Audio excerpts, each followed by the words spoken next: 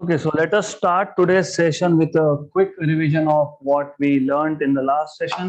तो अगर आपको याद होगा, थोड़ा बहुत बेसिक्स भी याद होगा, अगर if you remember, हमारे पास एक circular loop है. We are not going to discuss the case of arc now. Directly we will be discussing circular loop. So you have a circular loop, and by the way, because you are आप ऐसा देख रहे हो तो आपको लग रहा है कि circle is facing you, but in reality you are looking at edge of the circle. तो आप सर्कल के एज के पास देख रहे हो in reality. Okay, then you have axis of this arc. इसमें से करंट पास हो रहा है I, so there is current I passing through this. Okay, then हमें फाइंड करना है what is the magnetic induction at some point P on the axis, इसलिए इसको बोला है एक्सियल मैग्नेटिक फील्ड, राइट. तो सबसे पहले हमने क्या किया था, same thing again and again. Consider a steady current I passing through this loop, then consider a length element dl of the loop. जब मैं लेंथ एलिमेंट बोलता हूं तो नॉर्मली लेंथ एलिमेंट इतना छोटा होता है that it is a straight line, but if I draw a straight line दिखेगा नहीं आपको, so that is why I am showing this arc over here. This is center O of the circle. This is radius A low R बोलो आपके ऊपर है. Distance from center to that point was x. Center of element से उस point P तक का distance जो है that is small r, so it is small r. हमें क्या करना था, हमें फाइंड करना था what is magnetic induction at point P due to the whole loop. तो हमने पहले लूप को छोटे छोटे पीसेस में डिवाइड कर दिया in small length elements dl each. तो इस dl में से जब करंट पास होगा तो the current passing through this dl will generate a magnetic field at point P. First of all आपको बताना चाहिए डायरेक्शन. तो if you remember, according to Biot Savart law, magnetic field dB at point P due to this element is mu 0 by 4 pi I dl r square. of course यहाँ पे आप sine theta लेते हो, but मैंने कल बताया था आपको कि ये जो लेंथ एलिमेंट है, imagine this is a length element and you have this finger as R. तो एंगल बनता है वो 90. साइन 90 इज 1, तो that is why you don't write sine 90 there, वो साइन 90 1 होगा. तो dB is equal to mu 0 by 4 pi I dl by r square. Okay, then ये तो हो गया स्केलर फॉर्म. हमने देखा था direction also. Direction of magnetic field is given by dB bar equal to mu 0 by 4 pi I dl bar cross r bar upon r cube. So dl bar cross r bar. dl bar is this pen and r bar is this finger. तो dB bar जो होगा वो r को और dl को perpendicular होगा, तो it is only this possibility. तो यहां पे you will have this as your dB bar. लेकिन dB बार आप इस पॉइंट पे कैलकुलेट नहीं कर रहे हो, you are calculating at P. तो you will have to show this over here. So this is magnetic field dB due to small length element dl. You can give it some name. You can call this as PQ. जो नाम चाहो, doesn't matter. You can call PR, PQ, जो बोलना है वो बोलो. तो if I draw a straight line over here, ये जो आपके पास एंगल बनेगा, this is let us say alpha. अगर ये अल्फा है तो ये 90 माइनस अल्फा होगा, और ये 90 माइनस अल्फा होने की वजह से it becomes alpha over here.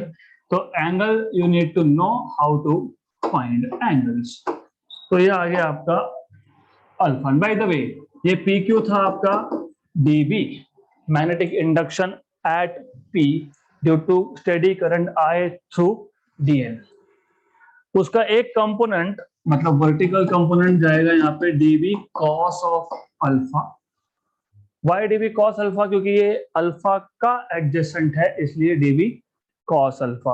Okay, then similarly एक लेंथ एलिमेंट ऊपर है और एक लेंथ एलिमेंट आप नीचे लोगे। यहाँ ए पॉइंट था, यहाँ पे बोलोगे दिस इज लेट अस से बी पॉइंट। बी पे भी एक लेंथ एलिमेंट है। And by the way when you say कि हमने पूरे वायर को स्मॉल लेंथ एलिमेंट्स में डिवाइड किया है, तो अजम्पशन ये है कि हर एक लेंथ एलिमेंट का लेंथ इज सेम। तो ये भी डीएल है।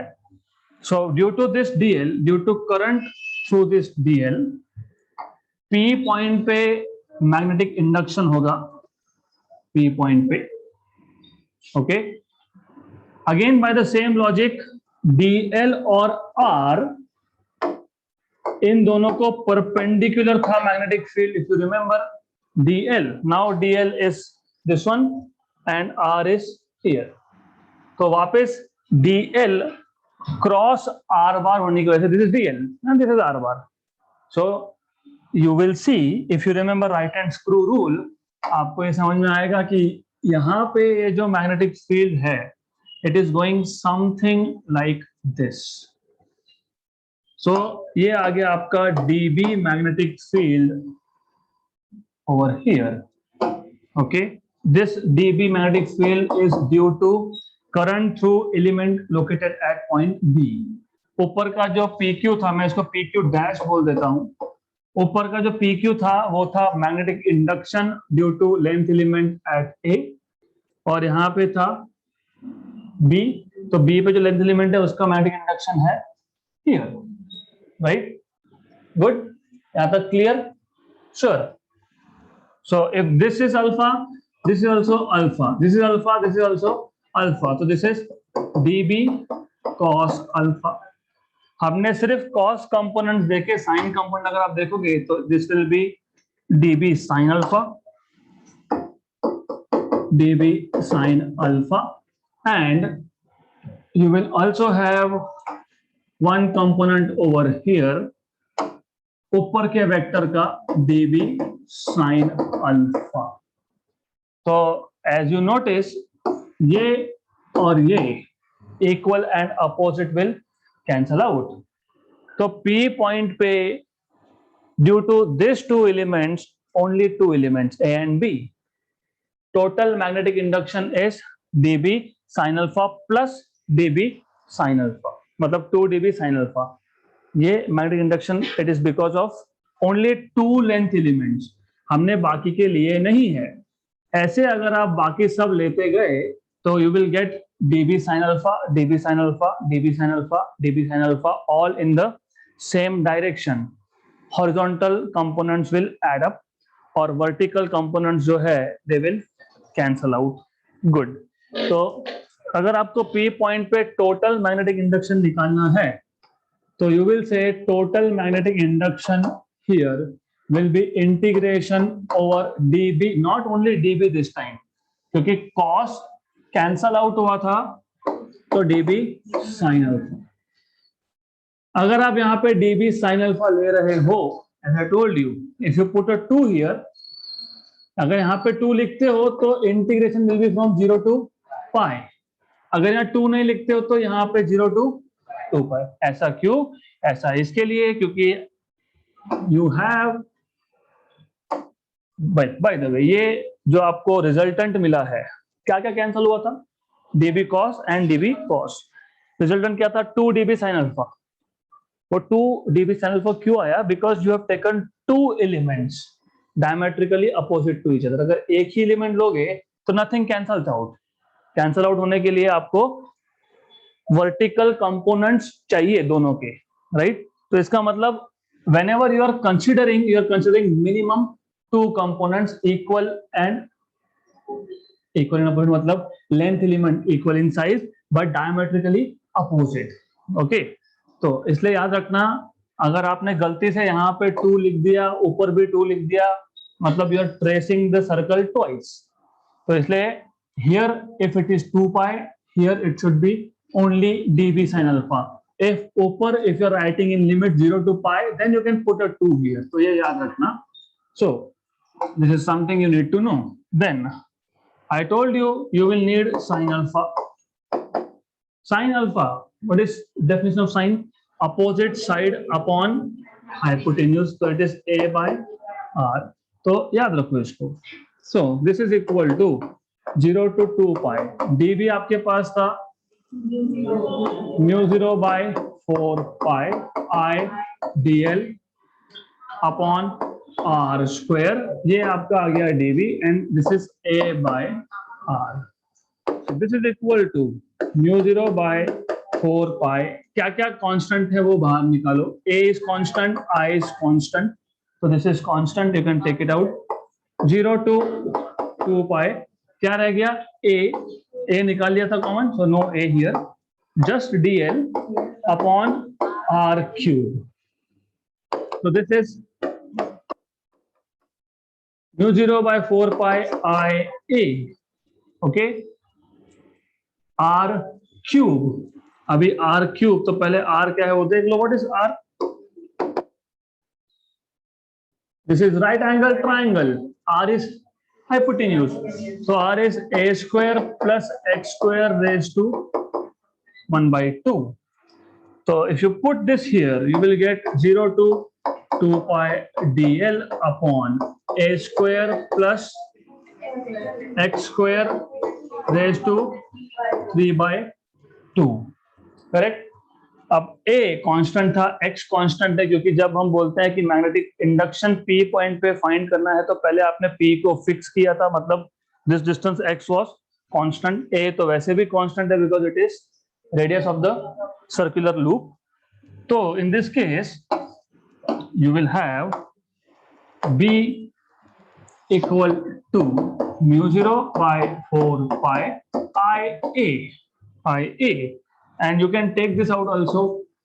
A square plus x square integration dl from 0 to 2 pi. Integration का मतलब आप सारे के सारे एलिमेंट्स को ऐड कर रहे हो. You are adding this element and then this and then this and then this. This will give you circumference of this circle loop. कितना होता है सर्कमफरेंस? 2 pi r, मतलब 2 pi a in this case. Okay, so this is nothing but 2 pi a.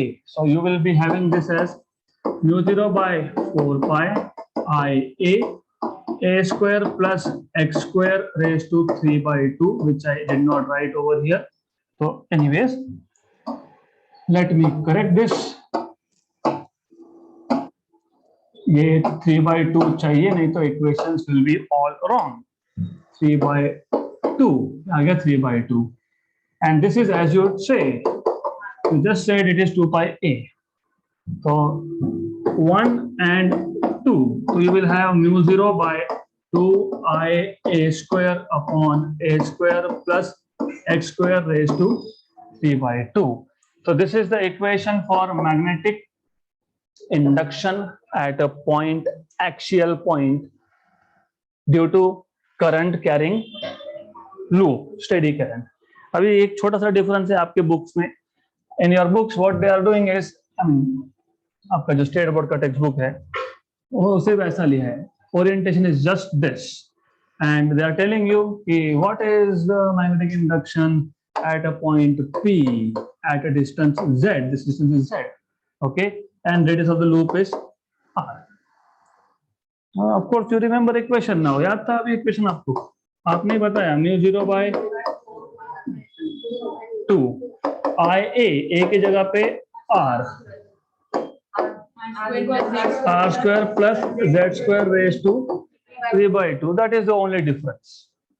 So if you want, you can just find magnetic field at axial point और axis को along z axis रखो. अगर आप axis को along x axis रखोगे तो ये मिलेगा. अगर axis को along y axis रखोगे तो you will get b is equal to mu 0 by 2 I, whatever radius को जो भी बोलोगे आप, r square plus y square raised to 3 by 2. Right? तो यहाँ पे कंफ्यूजन का केस नहीं होना चाहिए. Derivation is also simple. Yes, it is simple provided you have followed each and every step. आपको इंटीग्रेशन भी करने आता है, ये अजम्पशन है. Then we saw three special cases. Okay.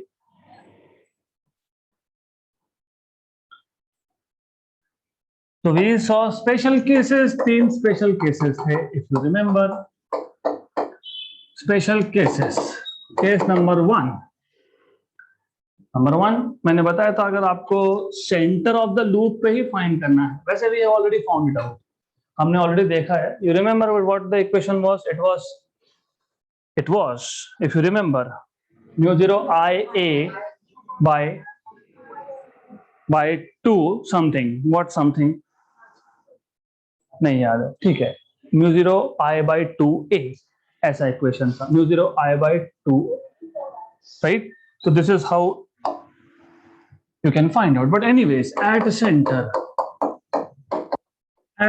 मतलब x इक्वल टू 0, क्योंकि सेंटर पे फाइंड करना है मतलब p पॉइंट को सेंटर पे लाना है, मतलब x की वैल्यू को 0 सेट करना है. ओके, तो if you set x equal to 0, तो यू विल गेट इस इक्वेशन में put x equal to 0 mu 0 by 2 i a square upon a square plus 0 मतलब a square 3 by 2, cancel cancel, ये आ जाएगा आपका mu 0 i upon 2a. This is what you will be getting, correct.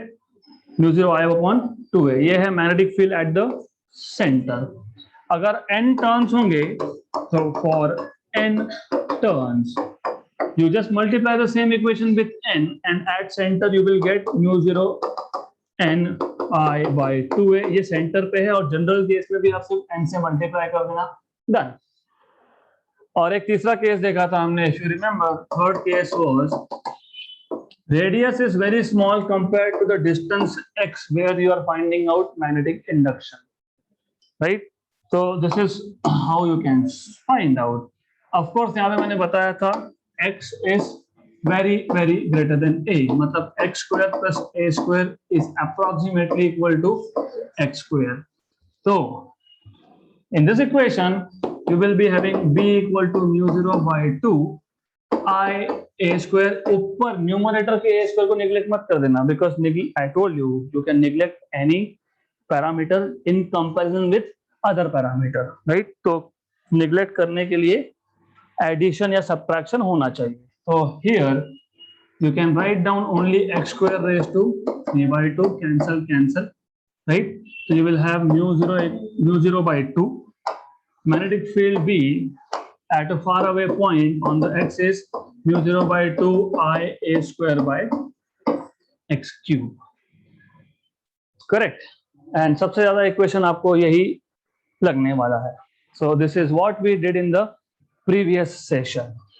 I have already uploaded notes, so you can go through it. Then let us go ahead with the next topic, magnetic lines for a circular loop. मतलब by the way वही सब चीजें हैं, यही है, is the same case. Now only thing is ये आपका circular loop. If you want you can take any orientation, ऐसा भी ले सकते हो, कोई फर्क नहीं पड़ता, doesn't matter. ऐसा लोगे तो भी फर्क नहीं पड़ता. सिर्फ remember if you are taking loop in xy plane तो एक्सिस होगा along z, इतना ही याद रखना. The moment you do this आपको immediately इक्वेशन में चेंज करते आना चाहिए. mu 0 by 2 I नहीं, ऊपर रेडियस स्क्वायर होता है. अगर आप रेडियस को r बोल रहे हो तो r स्क्वायर, नीचे आएगा आपका r square plus z square raise to 3 by 2. अगर n टर्न्स हो गए तो n. मैं सिंगल टर्न का ही डिस्कस करूंगा फिलहाल, right. So we know that what do you know is magnetic induction at a point along the axis of a current carrying circular loop is given by this equation. And because you have current which is going anti-clockwise, let us say, आपको याद होगा right hand thumb rule. Imagine the wire to be held in your right hand, right, such that the thumb is outstretched and fingers are curled. If thumb gives direction of current, curled fingers give direction of magnetic field. पर वहां पे long straight wire था, ये long straight wire है क्या?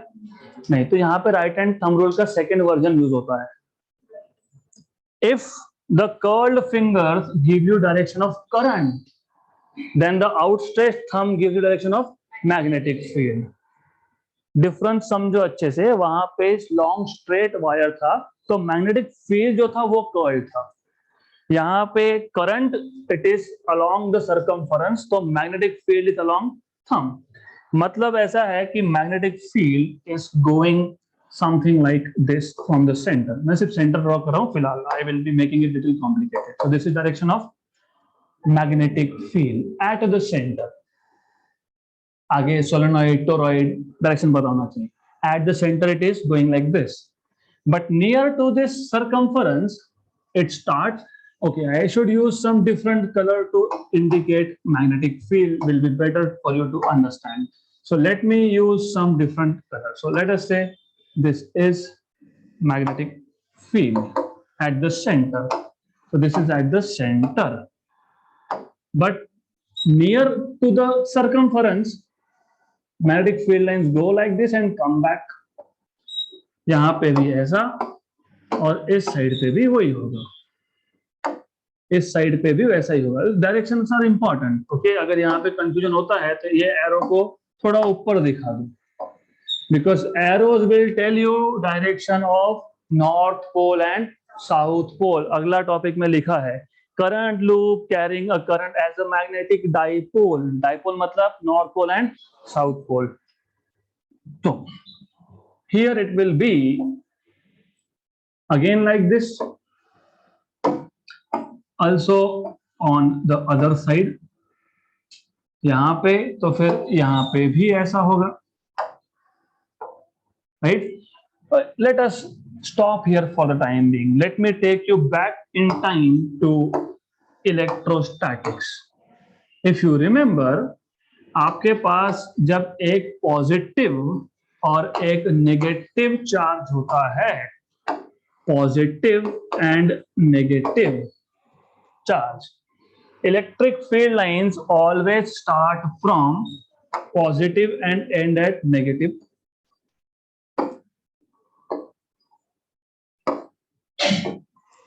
Something like this, and as you go away from the dipole, ये dipole है ना, this is dipole. As you go away from the dipole, what happens here is, याद होना चाहिए, something like this. Only away sign you show, and here you show only towards. Right? नीचे भी होगा, मैं से ऊपर दिखा रहा हूँ. Same is true for the other side. ये तो बोलेगे ये तो biasing हो गया. This is not biasing. I am not showing because I did not want to show, but yes, you can show. Arrow को उल्टा करना पड़ेगा, arrows को उल्टा करना पड़ेगा. It cannot be like this. Negative से positive आ रहा है, ऐसा नहीं हो सकता. तो arrows को आपको उल्टा दिखाना पड़ेगा. And by the way, इस पे NEET में क्वेश्चन आया है on this diagram. इस diagram पे क्वेश्चन आया है तो पता होना चाहिए. It is something like this, right? Positive charge से electric dipole. Okay, then do you remember, जैसे यहाँ पे आपने magnetic induction due to dipole find किया है, डाइपोल है, हम करेंगे डिस्कस, वैसे ही electric field due to dipole का भी इक्वेशन याद रहना चाहिए. Do you remember? No, none of you remembers what was equation of electric field due to dipole, electric dipole? No? Okay, no problem. हम डिराइव कर लेंगे, no issues. But important is to remember, यहाँ पे positive charge से negative charge पे lines थे, electric dipole. यहाँ पे लूप के ऊपर से लाइन चालू हो रहा है, लूप के नीचे खत्म हो रहा है, राइट? और जैसे जैसे आप सर्कमफरेंस से दूर जाओगे, you will get something like this. That is why I was showing you what happens. तो ऐसा आता है वो, समथिंग लाइक दिस. तो starting from here and ending below, तो magnetic lines are starting from the upper part and ending at the lower part. मतलब obviously if you see from up this is going to be north pole and नीचे देखोगे तो south pole, right? यहां तक clear है? सो हमने क्या किया, हमने सिर्फ सर्कुलर लूप के मैग्नेटिक लाइंस को यहां पे शो किया है, करेक्ट? बाकी मैथमेटिक्स करेंगे. So and do you remember at the centre, centre पे क्या था ये equation? At the centre by 2 pi by z becomes 0, z0 r cube, ऊपर r square नीचे r. This is magnetic field at the center. For single turn, for n turns, you will multiply by n. Multiply by n, right? And do you remember right hand thumb rule? Current should be along curled fingers and thumb points in the direction of magnetic field. तो उस पे से आपने ये diagram draw कर लिया because you just said curled fingers current and thumb magnetic field direction, right? तो आपने इस given equation से और depending on right hand thumb rule you have just shown field lines, but in physics showing is not enough. You want theoretical proof or mathematical proof. How can you say a current carrying loop is a magnetic dipole? अब ये equation लिखने का reason क्या है? देखो बहुत simple reason है. मुझे एक बात बताओ, मैग्नेटिक फील्ड कब होगा? जब करंट होगा, राइट? तो यहाँ पे करंट कैरिंग लूप है, यस. इसका मैग्नेटिक फील्ड जनरेट होता है, यस. हमने डिराइव किया, यस. तो first step is to show, tell them, हाँ हमें पता है, we know that you have a current carrying loop at an axial point, magnetic field is given by this, then at the center it is given by this, then if n turns at the center, magnetic field is given by this equation, then according to right hand thumb rule magnetic field will be along the direction of thumb. यहां तक हो गया. अभी तक dipole prove करना बाकी है. आपने बोला okay, so we see from this diagram field line start from upper part and end at lower part. Hence, upper part will behave as if it is north pole of the magnet and नीचे का part will behave as if it is a south pole of the magnet. ये आपने theoretically बताया है. Did you prove this? No. तो prove करने के लिए, as I told you, electrostatics के साथ compare करना पड़ेगा. तो electrostatics से compare करने के लिए पहले equations पता होने चाहिए. Yes. None of you remember what is electric field due to electric dipole. So anyways, if you don't remember, don't worry. Let us prove कि circular loop carrying a current will act as magnetic dipole. कर सकते हैं prove. So for a far away point,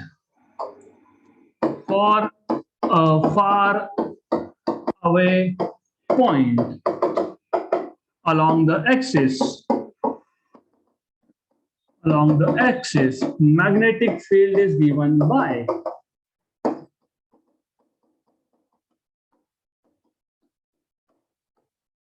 what is magnetic field due to a circular loop at a faraway point? Special case number 3. You should remember. Mu 0 I a square by 2x cube, right? X क्यों लिखा था हमने? Because axis was along x axis. A मतलब radius, okay?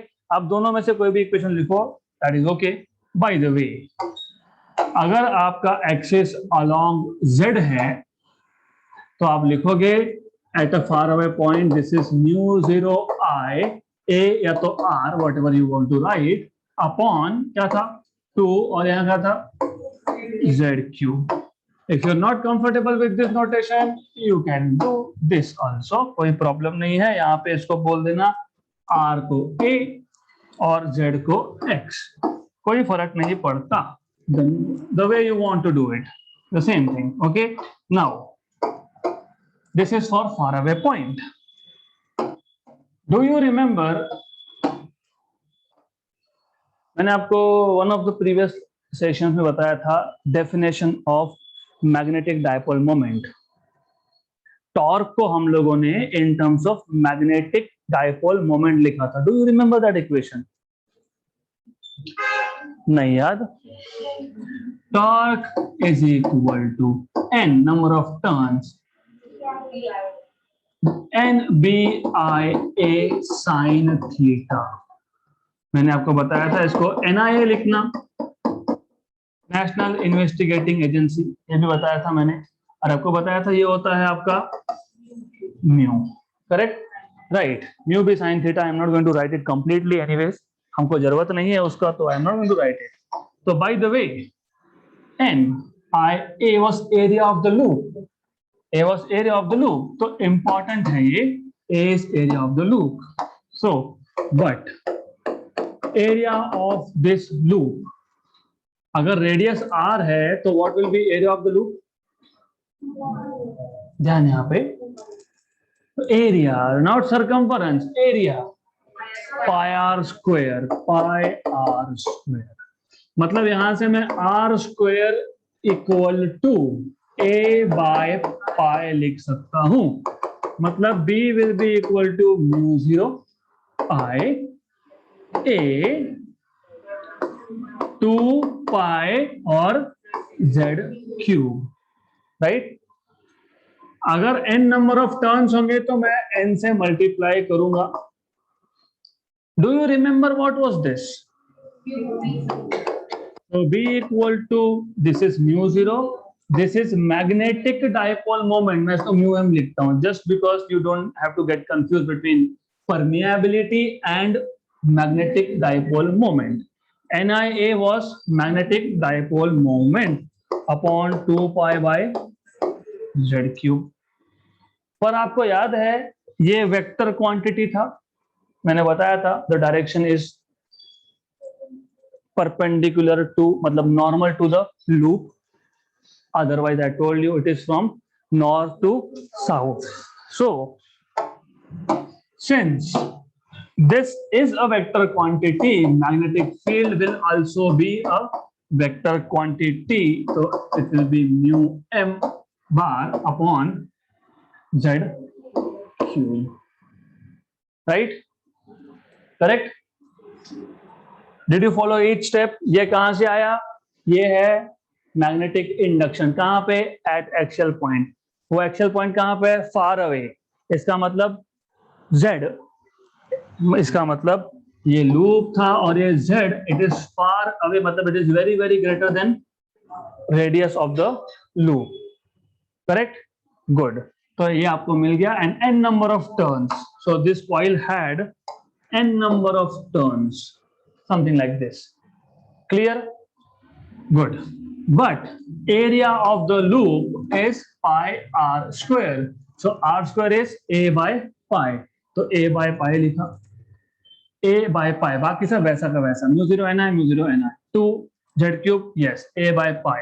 But mu zero ni is magnetic dipole moment, right? Correct? Good. So in vector notation, in vector form you can write down, or vector form क्यों आया? क्योंकि magnetic dipole moment itself is a vector. Left hand side पे vector, तो right hand side पे भी vector होना चाहिए। You can not have a physical quantity जिसका राइट हैंड साइड पे स्केलर है और लेफ्ट हैंड साइड पे वेक्टर है। समझे यहां तक? हमें क्या प्रूव करना था? Circular loop carrying a current as a, आ गया क्या मैग्नेटिक डाइपोल? यस। कौन से पॉइंट पे? कौन से पॉइंट पे? एक्सियल पॉइंट पे। That is important, very very important. क्यों? Because now you need to remember this. Similarly for electric dipole जो हमने डिराइव किया है, and none of you remember, for electric dipole electric field due to electric dipole at axial point, axis का point, it is 1 by 4 pi epsilon 0। इसके जगह पे ये आएगा। और भी इजी करता हूं आपके लिए, इसको मैं बना देता हूं 4, इसको कर देता हूं 2। सिर्फ क्या किया हमने? 2 से मल्टीप्लाई एंड डिवाइड। क्यों किया? क्योंकि mu 0 by 4 pi will be replace by 1/4πε0. Magnetic dipole moment will be replaced by electric dipole moment, which is denoted by p bar, और distance तो distance ही रहेगा. Correct? So now you can compare and say, we notice that a current carrying loop acts as a magnetic dipole and its equation is similar to electric field due to electric dipole at axial point, and here you will have a 2. जिनको अभी भी याद नहीं है, one last try I will make from my side. Dipole के दो lines होते हैं. एक होता है, this is, what is this? Axis. Axis of a dipole is a line passing through the centers of both the charges. ये line जो है, this is dipole. This is dipole of what? This is axis of what? Dipole. ये line है, line passing through both the charges is axis of dipole. यहाँ पे आपने इस axial point पे, this is axis, remember this is axis. इस axial point पे अगर आपने कहीं पे भी एक पॉइंट ले लिया एक्सिस पे, यहाँ पे डिस्टेंस मेजर करोगे सेंटर. बाय द वे ये था L और ये था L, तो टोटल डिस्टेंस था 2L. ये जो डिस्टेंस आप मेजर कर रहे हो, normally in this case you denote this by R. Normally P point is axis of what? कौन सा डायपोल? इलेक्ट्रिक की मैग्नेटिक? Electric dipole. यहाँ पे इलेक्ट्रिक फील्ड फाइंड करना है, तो what equation you have just obtain? 1/4πε0 2 times of electric dipole moment by distance का cube, right? फिर आपको पी बार पता है. What is P bar? Q into 2L. Electric dipole moment is Q into 2L. ये line क्या है? Axis. फिर एक लाइन और लिया था आपने, इसको क्या नाम दिया था? Equator. Difference you need to remember. Axis पे you have this equation of electric field, और अगर आपको electric field at any point on the equator find करना है, हो सकता है P पॉइंट यहाँ पे हो. This distance again R. There was only one difference. This यहाँ पे 2 नहीं होता है. That is all you need to remember. Clear? यहाँ तक. तो why I am comparing? क्योंकि मैंने पहले दिन ही बोला इलेक्ट्रोस्टैटिक्स मतलब charges at rest. Theory is exactly similar, analogous, not the same, right? Is analogous to magnetostatics, which is magnetic field created by steady currents. तो हमने क्या किया यहाँ पे? हमने यहाँ पे स्टार्ट किया, एक फार अवे पॉइंट लिया, देन वी हैव शोन कि magnetic field along the axis at a point far away, उसका इक्वेशन आया जी. फिर आप बोलोगे wait a minute, but I remember something like this, that is electric field at axial point of electric dipole is given by this. मतलब matching. मतलब yes, current carrying loop can be treated as magnetic dipole. ये बहुत important है क्योंकि आगे इसके ऊपर बहुत कुछ हमें थ्योरी डेवलप करना है. Is this clear now? Remember again, JEE NEET में इतने क्वेश्चंस आते हैं और एक्सिस पे और इक्वेटर पे. पहले तो इक्वेटर क्या पता होना चाहिए. It's not earth equator bye the वे. तो बोलोगे इक्वेटर पे कहां से मैग्नेटिक फील्ड आ गई? That is magnetic field due to current carrying loop. Okay, वहां पे सिर्फ ये 2 will be missing. Good. Is this clear? So let us go to next topic. I will just give you a rough introduction of this topic today. Again, the same thing. Keep comparing electrostatics and magnetostatics, मतलब magnetic field due to electric current. 12th के electrostatics में पहला ही topic याद है, Gauss law. Gauss law, very good. क्यों use किया था Gauss law? To find To find flux, yes, but ultimate aim was not to find flux. From flux you find something else. Flux find करके क्या find किया था हमने? Electric field क्यों किया था? बिकॉज 11th इलेक्ट्रोस्टैटिक्स में यू से पॉइंट चार्जेस. अब पॉइंट चार्ज है Q, एक दूसरा पॉइंट है P, ये चार्ज है वो पॉइंट है, distance is R. Electric field due to this charge Q at point P is given by, बताओ, Q by R square into 1/4 pi epsilon 0. Very good. अब 12th में ऐसा क्या चेंज हो गया? 12th में ये चेंज हो गया कि you don't have charge in a point anymore. तो charge maybe is on spherical conductor, maybe charge is on a wire, static charge, not in motion, maybe on this wire. And in both cases you want to find out कि एक point है P, distance है R, यहाँ पे भी एक point है P dash, distance from the axis, पहले तो axis बताओ, axis of this wire. तो पहला ही क्वेश्चन ये था कि मुझे इलेक्ट्रिक फील्ड चाहिए दोनों केसेस में. कहाँ पे? P पॉइंट पे. प्रॉब्लम क्या क्रिएट हुआ कि यहाँ तो तुम डिस्टेंस मेजर कर रहे हो क्योंकि पॉइंट चार्ज है, वहीं से डिस्टेंस मेजर होगा. यहाँ पे इशू इज दिस, सेंटर से करो, यहाँ से करना है, यहाँ से करना है, मतलब फ्रॉम द अदर एंड यहाँ से करना है, कहाँ से डिस्टेंस मेजर करना है. Even in the case of wire you can measure this distance, measure this distance, this distance. तो प्रॉब्लम था इलेक्ट्रिक फील्ड फाइंड करना है, तो सबसे पहले डिस्टेंस कहां से मेजर करेंगे, दैट वाज एन इशू. दूसरा वो ठीक है, that issue we can resolve. I can say okay चलो कोई बात नहीं, from centre of the sphere, और I can say from the axis. तो मैं ऐसा बोल सकता हूं कि मैं एक्सिस से मेजर कर रहा हूं. Okay done. But finding electric field here is not so simple. वहां पे चार्ज एक पॉइंट में था, यहाँ पे पॉइंट में है क्या चार्ज? नहीं, यहाँ तो वायर पे पूरा चार्ज डिस्ट्रीब्यूटेड होगा. You may have charge something like this. तो गॉस लॉ आप अप्लाई जब करते हो, आप लोग बोलते हो let us use a trick. The trick is enclose the charge. अगर चार्ज कंडक्टर, स्फेरिकल कंडक्टर है, तो एक imaginary sphere, remember this is an imaginary sphere, अच्छे से समझ लो, इमेजिनरी स्फीयर. तो आप क्या करते हो, एक इमेजिनरी स्फीयर लेते हो ऑफ द सेम शेप, जो भी कंडक्टर का शेप था उसी शेप का. अगर स्फीयर तो ये भी स्फीयर, वायर तो सिलेंड्रिकल. देन यू से ये जो कंडक्टर है जिसपे चार्ज है उसका रेडियस हम कैपिटल R मान लेंगे, चार्ज इसके ऊपर है.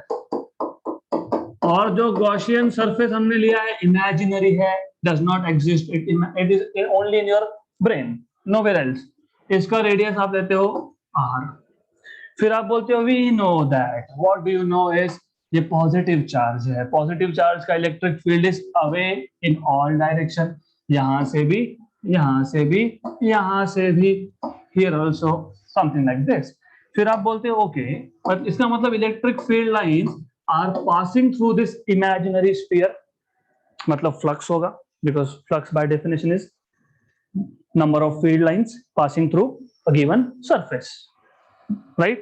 फिर आप बोलते हो according to Gauss law integration. Integration क्यों किया? बिकॉज आप पहले एक छोटा सरफेस लेते हो ds, फिर बोलते हो लेट अस फर्स्ट सी कि इस ds में से कितना फ्लक्स है. तो by definition d phi is equal to E bar dot ds bar. This is flux through small surface ds. Clear? मैं इलेक्ट्रोस्टैटिक्स रिवाइज कर रहा हूं क्योंकि वो समझेगा तो Ampere law is nothing. If you understand that then this is nothing. Okay, d phi is flux. Flux मतलब field lines, electric field lines passing through a surface normal to the surface. एक surface में से perpendicularly कितने lines pass हो रहे हैं, that is flux. छोटा surface लिया तो स्मॉल फ्लक्स. हमने ये पूरे स्फीयर को छोटे छोटे सरफेस में इमेजिन करके रखा हुआ है, सबको ऐड करते गया तो इंटीग्रेट. किसके ऊपर? सरफेस के ऊपर. तो इसको बोलते हैं सरफेस इंटीग्रल ऑफ किसका? Electric field. total flux through Gaussian sphere is charge enclosed upon epsilon 0. ये था आपका definition of Gauss law, right? Clear? फिर आपने इसका यूज क्या किया था? आपने यूज ऐसा किया था, sorry to repeat but you have to know this, there is no alternative, you have to know this. फिर आपने बोला चलो EDS cos theta equal to charge, कितना चार्ज है? Q, charge enclose by epsilon 0। फिर आप बोलते हो वेट, इलेक्ट्रिक फील्ड में पूरे स्फीयर पे कहीं पे भी मेजर करो सेम ही रहेगा। क्यों सेम रहेगा? It depends on charge, it depends on distance. ये पूरे के पूरे स्फीयर का जो सरफेस है उसका डिस्टेंस सेंटर से सेम है क्या? यस। कितना है? Small r. मतलब E will be constant to be taken out from integration d s और cos theta. What is theta? Angle between E bar and normal to the surface. E bar भी यही direction में और normal to the surface भी यही direction में, मतलब angle कितना? तो cos 0 इज 1, तो इसलिए लिखते नहीं है हम लोग, equal to charge enclose by, but ये ds plus ds plus ds plus ds, पूरे सरफेस पे ds को ऐड करते गए तो क्या मिलेगा? मेरे पास एक स्फीयर था, उस पे ds था, फिर ds, जब पूरे स्फीयर के सारे ds को ऐड कर लिया, क्या मिला मुझे? पूरा का पूरा surface. What is surface area of sphere? 4 pi r square. So integral ds was 4 pi r square equal to q by, इसका मतलब E आपको मिल गया 1/4 पाई एप्सिलॉन 0 q बाय, यही फॉर्मूला था if you remember, right? Correct? क्यों बताया? अब समझेगा कि क्यों बताया। Connect, number 1 connect. जहां पे क्या फाइंड कर रहे थे हम लोग? क्या फाइंड करना था गॉस लॉ से? Electric field. कैसे फाइंड किया? हमने उस कंडक्टर पे जहां पे चार्ज था उसको एक इमेजिनरी स्फीयर में एनक्लोज किया। एनक्लोज, ये वर्ड याद रखना। ओके, नाउ हमारे पास एक अगर लॉन्ग स्ट्रेट वायर है carrying current at a point P which is at a perpendicular distance R, मुझे अगर मैग्नेटिक फील्ड निकालना है, डू यू रिमेंबर इसका इक्वेशन हमने फाइंड किया था? We have already done this. मैंने बताया था कि कब पाई आएगा कब पाई नहीं आएगा, रिमेंबर? म्यू 0 बाय 4 पाई 2i बाय, करेक्ट, राइट? हमने कैसे निकाला था ये? Biot-Savart law. आधा ऊपर, upper part, lower part, total is 2 times of upper part. थोड़ा ट्रिकी था वो, वाज लिटिल लेंथी। उसका अब alternative method, ampere law. Gauss law में आपने क्या किया था? चार्ज को कंप्लीटली एनक्लोज किया था, यहां पे चार्ज की जगह पे करंट को एनक्लोज कर, ओके? वहां पे जिस शेप का कंडक्टर है उसी शेप का आपको चाहिए गॉसियन इमेजिनरी सरफेस। यहां पे वैसा कर ही नहीं सकते। इन्फिनाइट वायर को क्या इन्फिनाइट में क्लोज करते बैठूंगा? You can not do it. तो यहाँ पे आपको लेना पड़ता है लूप। वहां पे क्या लिया था? Imaginary surface. Surface is 2 dimensional. यहाँ आप लोगे लूप अगर स्ट्रेट वायर है तो it will be a circle, right? वहां पे आपने सरफेस को बोला था गॉसियन सरफेस, क्योंकि कौन सा लॉ था वो? Gauss law. यहाँ कौन सा लॉ है? और ये क्या है? सरफेस है कि लूप है? इसको बोलोगे Amperian loop. So imagine and ampere, imagine, वो भी क्या था? इमेजिन। ये भी क्या है? Imagine, right? Correct? What was the next step? आपने पूरे के पूरे गॉसियन सरफेस को छोटे छोटे डीएस में इमेजिन किया था, छोटे छोटे। यहाँ पे आप छोटे छोटे लेंथ एलिमेंट में इमेजिन करोगे, बोलोगे कि let us imagine this loop to be made up of small length element, consider one such length element at point dl, right? I will write down that equation. Integration over surface P bar dot ds bar equal to charge enclosed upon epsilon 0, right? Integration over surface था, इसलिए क्या था? ds बार। यहाँ पे जब surface लिया ही नहीं तो फिर मैं सरफेस पे इंटीग्रेट कर ही नहीं सकता। मैंने क्या लिया है? Loop. Loop is one dimensional, it is like a wire, right? तो इंटीग्रेशन किस पे करोगे? लेंथ पे। इसलिए बोलोगे length integral of B bar, length integral of B bar, E bar की जगह पे बी बार, डीएस बार की जगह पे ओवर क्लोज्ड लूप, क्योंकि ये क्लोज लूप है। Statement of Ampere's law, line integral, क्योंकि क्या है? Dl of magnetic induction over closed loop is equal to, यहां क्या इंक्लोज किया था आपने? यहां बोलोगे is equal to current enclose. नीचे था एप्सिलॉन, इधर ऊपर आएगा म्यू जीरो। ये आ गया आपका एम्पियर्स लॉ। अब ये सेम चीज सिंपल तरीके से कैसे डिराइव होती है, let us see and then we will stop. मैं सिर्फ फटाफट से इंट्रोडक्शन करके दे रहा हूं स्टार्ट। तो this is Ampere's law, right? Same b bar dot dl bar is bdl cos theta, right?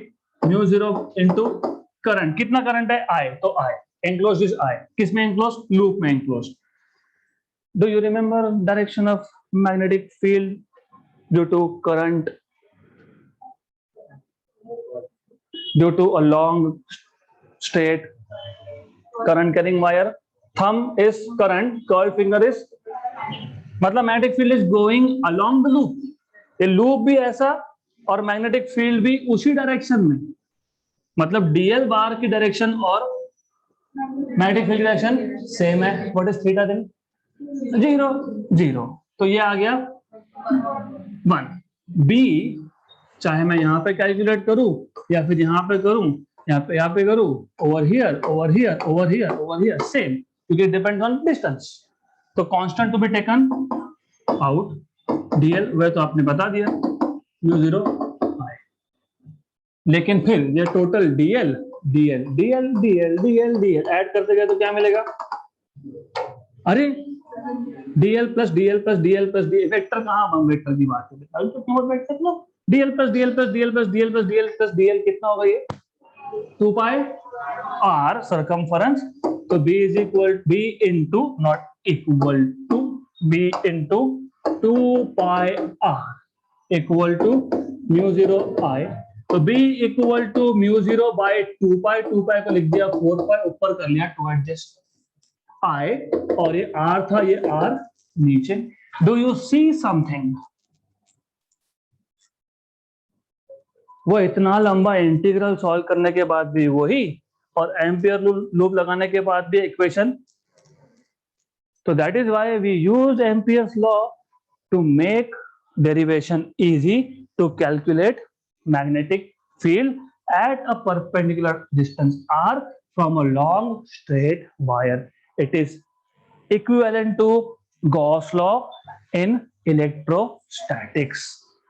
वहां पे E bar dot d s bar equal to charge enclosed by epsilon zero, यहाँ पे B bar dot d l bar equal to mu zero into current enclosed. Good. So this I will repeat again in the next session, but you need to at least know this much. So we'll stop here for now.